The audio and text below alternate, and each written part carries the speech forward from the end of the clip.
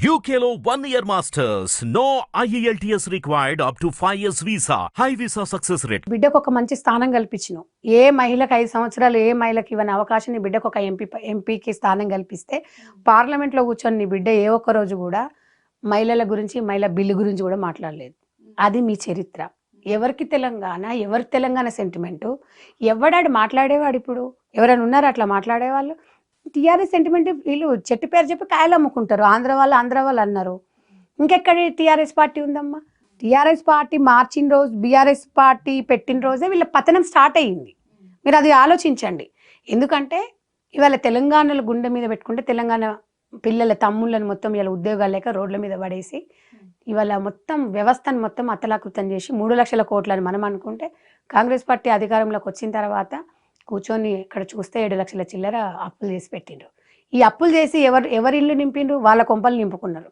వాళ్ళ కొంపలు నింపుకొని ఇలా టెండర్లు వేసి లిక్కర్ టెండర్ వేసి తెలంగాణ రాష్ట్రంలో కానీ యావత్ రాష్ట్రంలో ఒక మహిళ ఒక లిక్కర్ స్కామ్లో ఇరుక్కుందనేది ఎక్కడన్నా ఉందా?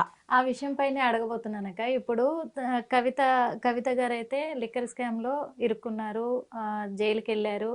నిన్న బెయిల్ పైన విడుదలయ్యారు. ఈరోజు హైదరాబాద్కు చేరుకున్నారు.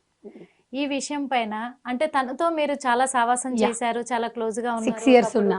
ఇప్పుడు తనకు అపోజిషన్ పార్టీలో ఉన్నారు. అంటే ఆ విధంగా కూడా అడుగుతున్నాను నేను. తను నిజంగానే నేరస్తురాలంటారా? నేను ముద్దాయి నేరస్తురాలు ఇంకా కోర్టులో ఉన్నప్పుడు నేరస్తురాలని నేను ఎలా చెప్పగలుగుతాను? ఇప్పుడు నిప్పులేంది పోగైతే రాదు. ఇప్పుడు నీవు ఉన్నావు, నేనున్నావు, బీజేపీలో మహిళలు ఉన్నారు, చాలామంది మహిళా మంత్రులు ఉన్నారు, మహిళా ఎమ్మెల్యేలు ఉన్నారు, బీఆర్ఎస్లో ఉన్నారు. అందరి మీద రంది నీ మీద ఎందుకు వచ్చింది? ఏదో ఉంటేనే వస్తుంది కదా.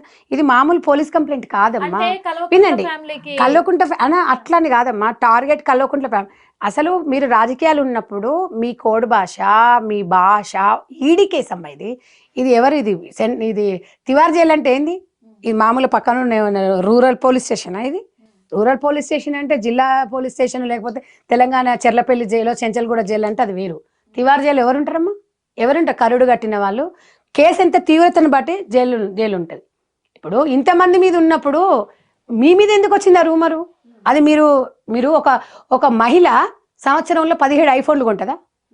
చెప్పండి. మీరు ఒక సగటు మహిళ ఉద్యమం కన్నా ముందు మీ రెంటు హిల్ టాప్ దాంట్లో 12,000 ఉద్యమ సమయంలో 10 yearsలో కొన్ని వేల కోట్లు. How is possible?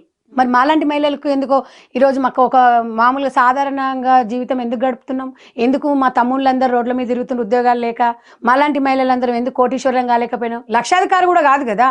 మరి మీకు ఎట్లా పాసిబుల్ ఎట్లా అవుతుంది? ఓ 25 లక్షల వాచ్ పెట్టుకొని, ₹1 డైమండ్ పెంట్ పెట్టుకొని, చెవులకు ₹1 డైమండ్ కమ్మలు ఎట్లా వచ్చినాయి? బిజినెస్ మాకేంది?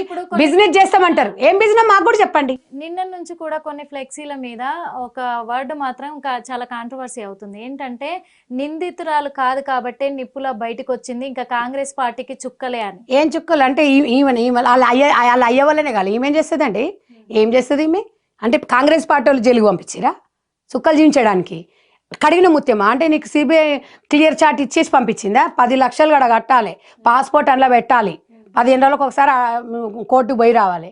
సిగ్గుండాల వాళ్ళకి మాట్లాడడానికి. ఇవన్నీ నాన్ సెన్స్ మాటలు మాట్లాడొద్దు ఎవరు కూడా. కడిగిన ముత్యం ఎప్పుడు? నీ కోర్టులు అంతా అయిపోయిన తర్వాత కవిత క్లీన్ చిప్, కవిత ఏ తప్పు చేయలేదు అన్నప్పుడు కడిగిన ముత్యం అనుకో. అది వేస్ట్ మాటలు అవన్నీ. ఇలా స్వాగతాలు పలకడము నాకు అసహ్యమేస్తుంది. ఒక మహిళలు జైలుకి వెళ్ళడం అంటే ఒక మహిళగా బాధపడతా. ఎందుకంటే ఒక తివార్ జైలు చూద్దాం దలుచుకుంటేనే మనకు భూబంస్ వస్తాయి.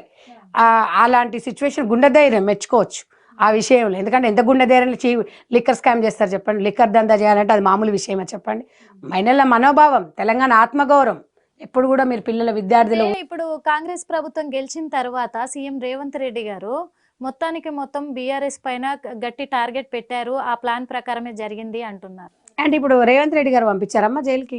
ఈడీ అనేది రేవంత్ రెడ్డి గారి చేతిలో ఉందా? ఇవన్నీ ఉందా అని నేను అడుగుతున్నా. రేవంత్ రెడ్డికి ఏం పని లేదమ్మా. ఈవెన్ జైలుకు పంపిస్తే ఆయనకి ఏమైనా వస్తుందా? ఒక ఆడబిడ్డగా అయ్యో పాపం అంటారు. కేసు ఈడీలు అనేది కోర్టు చూసుకుంటుంది. మీరు ఏ విషయానికి ఉన్నా కూడా రేవంత్ రెడ్డికి కవిత కేసు ఏం సంబంధం? బీజేపీ వాళ్ళకి సంబంధం. వాళ్ళకి ఇప్పుడు అవసరము. ఇలా బీజేపీ బీఆర్ఎస్ ఒకటని తెలిసిపోయింది. నేను ఒకటే చెప్తున్నా, తెలంగాణ రాష్ట్ర సమితి ఎప్పుడైతే తీసేయరో తెలంగాణ సెంటిమెంట్ పోయింది. బీఆర్ఎస్ అనేది మోడీ కాళ్ళ దగ్గర పెట్టి బావమరుదులు 6-7 రోజులు ఢిల్లీలో ఉండి కూర్చొని మీ తెలంగాణ ఆత్మగౌరవం మొత్తం మోడీ కాళ్ళ దగ్గర పెట్టేసి వచ్చిరు కాబట్టి ఇలా బెయిల్ వచ్చింది. అంటే